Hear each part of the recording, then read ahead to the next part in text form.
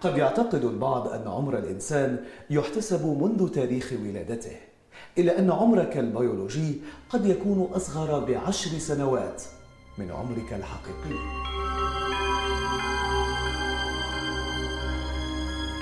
أو ربما أكبر ب20 عاماً.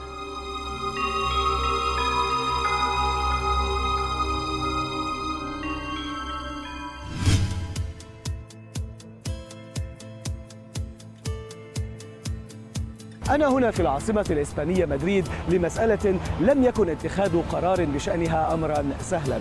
أنا هنا لإجراء اختبار يحدد العمر البيولوجي للإنسان.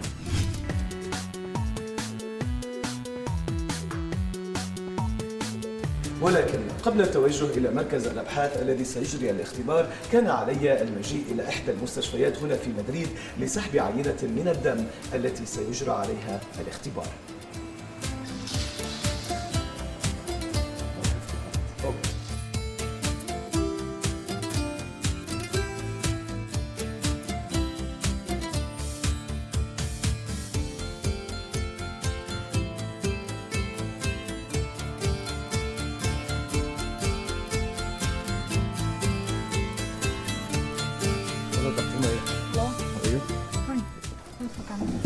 حسنا دكتور ماريا، باختصار وببساطة ما هي التيلوميرز وكيف يمكن أن نفهمها؟ التيلوميرات هي أغطية نهايات الكروموسومات في شريط الحمض النووي DNA في خلايا الإنسان، وهي مسؤولة عن حماية الكروموسومات والحفاظ على الوظائف الحيوية للخلايا. كما فهمت هناك نوعان من التيلوميرز، تيلومير قصيرة وتيلومير طويلة. لماذا يمكن الشخص أن يكون لديه تيلوميرز قصيرة أم طويلة؟ Yes, our telomeres they shorten as we age. So as our age increases, our cells all the يبدأ طول التيلوميرات بالتقلص مع تقدم العمر. طول التيلوميرات هو مؤشر على صحة الخلايا. So when it comes to measure telomeres, عندما نقيس طول التيلوميرات نركز على تلك القصيرة جدا لأنها لا تستطيع حماية الكروموسومات، ما يعني أن الخلايا لن تكون قادرة على التكاثر وتموت.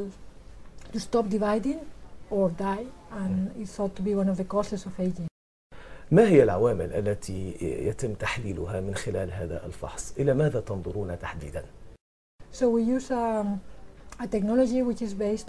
نعتمد على الميكروسكوب، نشاهد التيلوميرات بوضوح ونحدد طولها. هذا اختبار دقيق جدا، نحدد بموجبه التيلوميرات القصيرة جدا والتي نعتبرها خطيرة.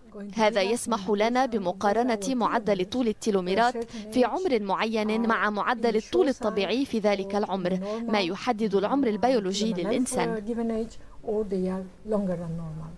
هل الأشخاص الذين لديهم تيلوميرز طويلة يعني أنهم في حالة صحية جيدة وسيعيشون لمدة أطول، أم ماذا يعني شخص لديه تيلومير طويلة؟ دعني أشرح لك ماذا يعني كون معدل التيلوميرات أقصر من المعدل الطبيعي لعمر معين. هذا يعني أن معدل إصابة الشخص بالأمراض أكثر من غيره، أمراض كارتفاع ضغط الدم أو مشاكل قلبية أو ربما الإصابة بالتهابات بنمط أسرع من غيره. ما شاهدناه حتى الآن في هذا التقرير يغطي الجانب العلمي من هذا الاختبار، لكن لنتعرف كيف يمكن أن نحصل على هذا الاختبار. معي هنا ستيف. هاي ستيف. Hi. How are you? Pleasure. ستيف، كيف تتوقع أن يتم تجاوب الجمهور أو الناس مع هذا الاختبار؟ So LifeLength is commercializing a test which ستطرح LifeLength هذا الاختبار في الأسواق قريبا، ما يسمح للجمهور بتجربته ومعرفة عمرهم البيولوجي، ونتوقع أن يلاقي إقبالا كبيرا.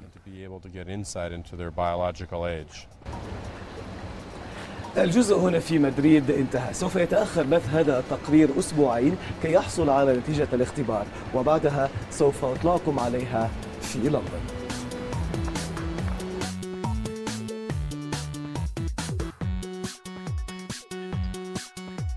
إذا انقضت أسابيع الانتظار وأنا الآن مستعد لمعرفة نتيجة التحليل. سوف يطلعني عليها ستيفن الموجود حاليا في الولايات المتحدة عبر سكايب.